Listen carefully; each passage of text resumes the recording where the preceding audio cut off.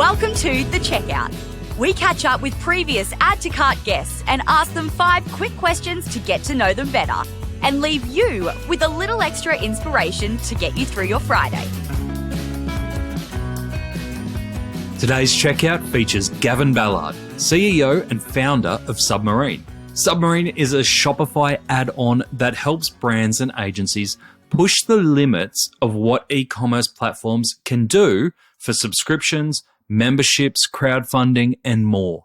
Gav is also the founder of e-commerce agency Disco Labs and has helped develop e-commerce experiences for leading brands such as JB Hi-Fi, U-Foods, and Lovisa.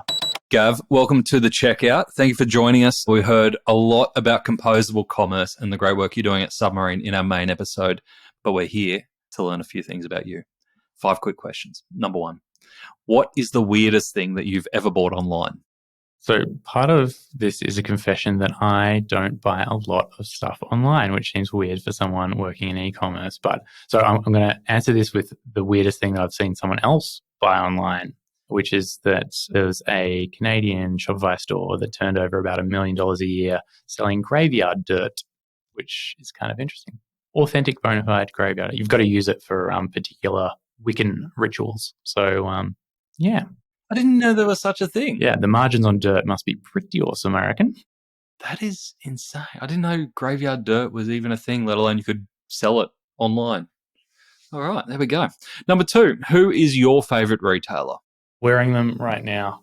I'm a sucker for a Patagonia. Yeah, I think it's slowly getting to the stage where 90% of my wardrobe is Patagonia. Just absolutely incredible brand, and their products are really good quality. Number 3, which e-commerce practice do you wish was history? Taking a leaf from the main episode, I would say agencies selling headless websites to brands that don't need them, which is almost all headless builds. What are the follow-up question? What are the red flags for clients if an agency starts talking about headless? What are the BS detectors? I mean, ask them, why do I need headless over something? And if the answers that are coming back are performance, flexibility, then push a bit harder, and then also be asking questions about, okay, what's this going to take to maintain after we ship it? Great tips, great tips.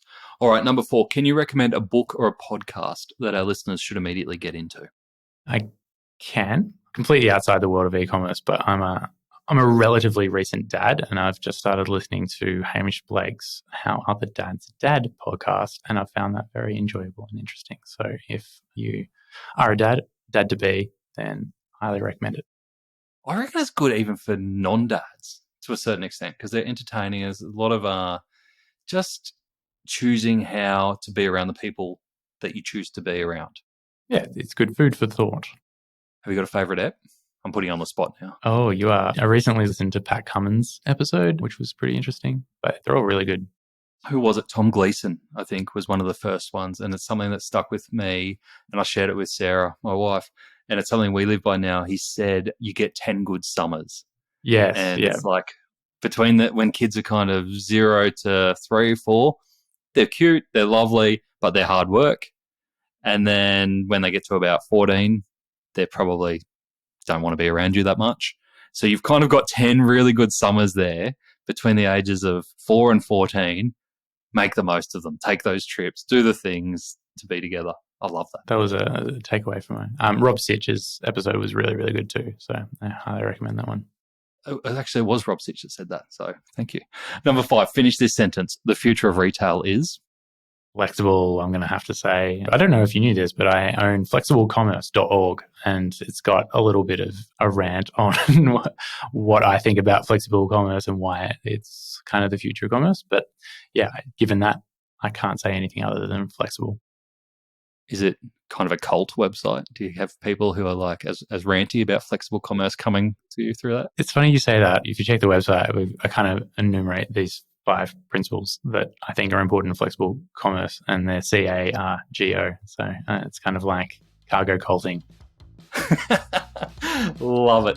Gav, thank you so much for joining us on The Checkout. No worries. Thanks, Nate. To hear more from Gavin, jump back into episode 282, where Gav drills into what composable commerce, flexible commerce, headless commerce, what it actually is, and how retailers should consider it. We also cover Gav's favourite Shopify themes from his best-selling but now out-of-date paper, The Definitive Guide to Shopify Themes. And we hear the story of how he ended up in the office of Shopify CEO Toby Lutka. Juicy. Thanks for listening, and until next time, keep adding to cart.